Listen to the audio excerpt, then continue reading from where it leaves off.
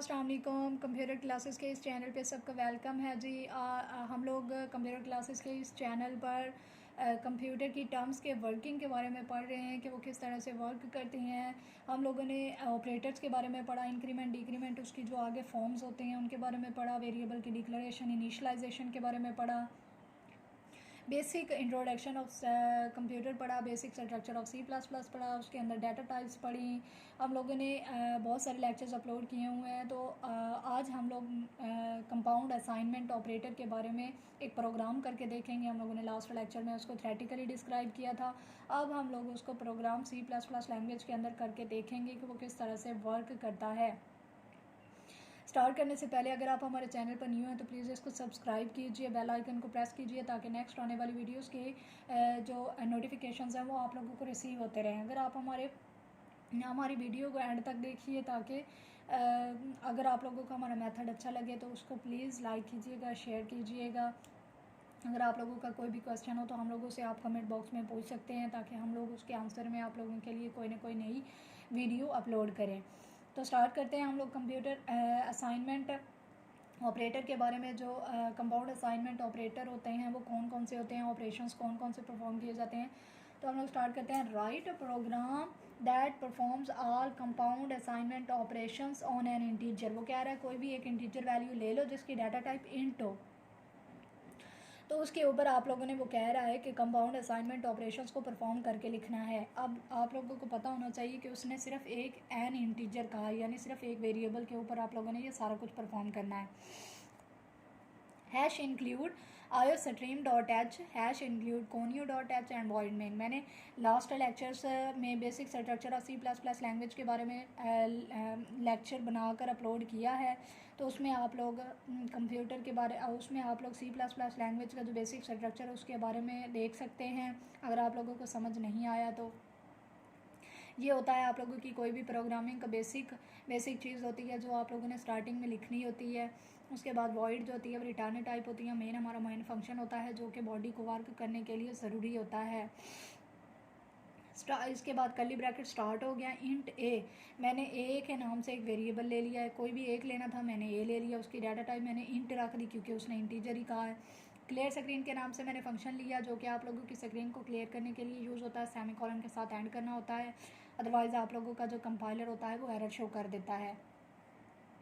उसके बाद मैंने ए को वैल्यू असाइन की है g 10, a is equal to 10 मैंने कर दी। उसके बाद see out the value of a and line, यानी ए में यहाँ पर आप लोग यहाँ पर जब आएगा तो वो जैसे as it is double quotes के अंदर जो कुछ लिखा हुआ है वो प्रिंट करवा देगा। तो वो लिखा हुआ है द वैल्यू ऑफ ए, ठीक है। उसके बाद ए में जो कुछ भी पढ़ा, अब ए की वैल्यू आप लोगों ने 10 दी हुई है तो वो 10 को एज इट इज़ प्रिंट करवा देगा। अब आप लोगों का कर्सर यहाँ था एंड लाइन की वजह से, नेक्स्ट आप लोगों का कर्सर मूव ऑन कर जाएगा नेक्स्ट लाइन के ऊपर। उसके बाद अब a plus is equal to 5, इसका मतलब है a is equal to a plus 5, यानी a की वैल्यू 10 थी, 10 के अंदर 5 को ऐड कर दो तो वो 15 हो जाती है। अब the value of a plus is equal to 5, ठीक है। ये डबल कोट्स के अंदर जो कुछ भी लिखा हुआ है वो एज इट इज़ प्रिंट हो जाएगा। तो वो ए में जो कुछ भी पढ़ा, अब यहाँ पर ए के अंदर कितना कुछ पढ़ा है, 15 पढ़ा है जी, 15 को प्रिंट करवा देगा, ठीक है। उसके बाद a इज़ इक्वल टू यहाँ पर a-5। अब a की जो न्यू वैल्यू थी ना 15, वो यूज़ करेंगे हम लोग यहाँ पर। तो 15-5 ये कितनी हो जाएगी, ये 10, ठीक है। अब a की वैल्यू जो होती है वो 10 हो जाएगी। द वैल्यू ऑफ, अच्छा ये याद रखिएगा जब एक फंक्शन हम लोग परफॉर्म कर देते हैं तो जो वेरिएबल के अंदर न्यू वैल्यू स्टोर हो जाती है ना, तो नेक्स्ट फंक्शन परफॉर्म करने के लिए न्यू वैल्यू को ही यूज़ किया जाता है। जैसे यहाँ पर 10 थी तो मैंने 10 यूज़ की, लेकिन यहाँ पर अब 15 हो गई है तो नेक्स्ट मैं 15 ही यूज़ करूँगी क्योंकि ए के अंदर जो है वो 15 स्टोर हो चुका है। अब कंपाइलर के पास 10 नहीं रहा ए की वैल्यू, अब कंपाइलर के पास 15 स्टोर हो चुका है। उसके बाद the value of a minus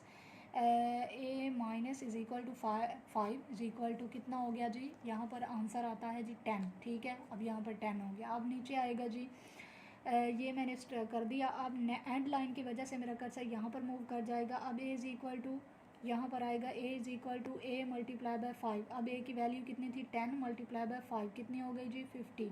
अब ए की the value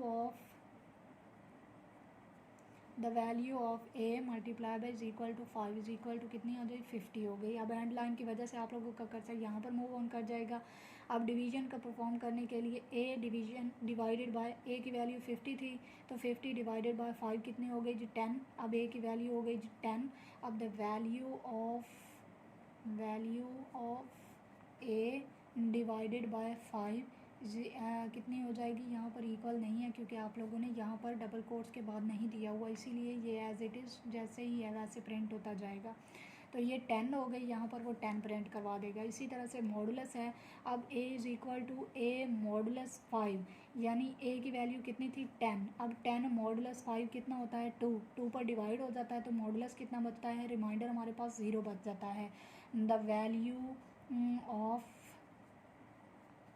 a modulus 5, a modulus is equal to 5 कितना आ गया जी हमारे पास 0। ठीक है, तो इस तरह से अब एंड लाइन की वजह से आप लोगों का कर्सर यहाँ पर आ जाएगा। अब नेक्स्ट आएगा जी गेट एक ऐसा फंक्शन होता है जो आप लोगों की गेट एक ऐसा फंक्शन होता है जो कि आप लोगों का जो आउटपुट होता है ना उसको स्क्रीन पर रखने के लिए यूज़ होता है।